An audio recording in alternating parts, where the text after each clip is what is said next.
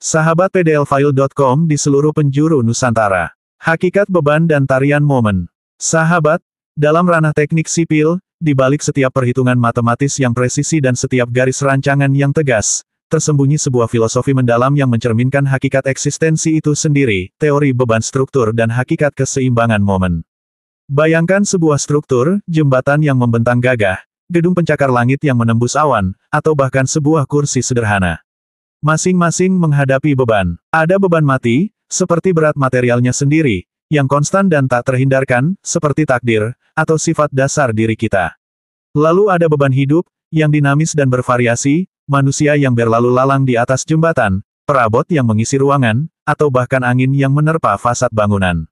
Beban-beban ini, dalam konteks kehidupan, adalah tantangan, tanggung jawab, peristiwa tak terduga, atau bahkan ekspektasi yang dipikul.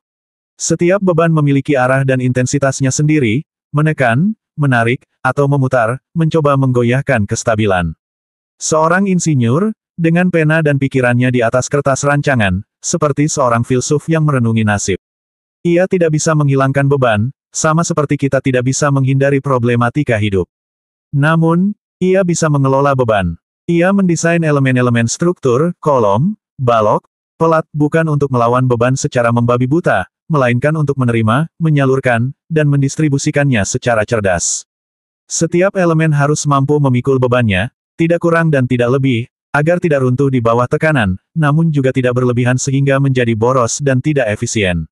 Ini adalah pelajaran tentang adaptasi, tentang kapasitas diri, dan tentang bagaimana menempatkan diri pada tempat yang tepat untuk menanggung apa yang harus ditanggung. Inti dari pengelolaan beban ini adalah hakikat keseimbangan momen. Momen, dalam fisika, adalah gaya yang bekerja pada jarak tertentu dari titik tumpu, menciptakan efek putaran.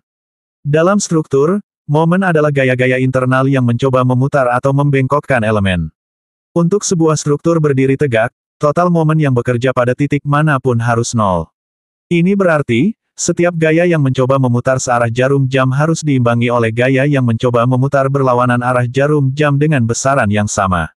Dan hakikat, keseimbangan momen adalah puncak kebijaksanaan. Ini adalah prinsip keharmonisan. Hidup kita seringkali dihadapkan pada tarik ulur berbagai keinginan, tuntutan, dan kondisi.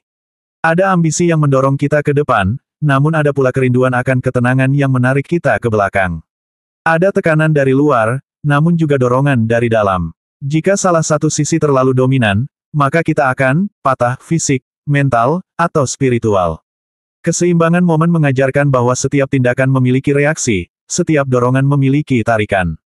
Untuk mencapai stabilitas dan keberlanjutan, kita harus menemukan titik tengah, di mana semua gaya yang bekerja, baik yang terlihat maupun yang tersembunyi, saling meniadakan efek putarannya.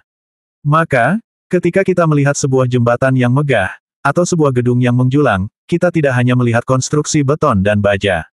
Kita melihat perwujudan dari sebuah filosofi. Kita melihat bagaimana beban-beban kehidupan dapat ditanggung dengan keanggunan, bagaimana tantangan-tantangan dapat dihadapi dengan kekuatan internal, dan bagaimana keseimbangan yang sempurna dapat dicapai melalui pemahaman akan interaksi antara gaya dan respons.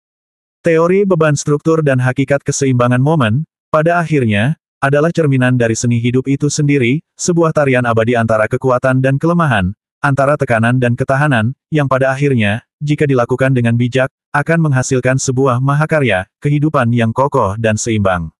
Mustaqim SK menulis untuk pdlfile.com. Salam literasi Indonesia.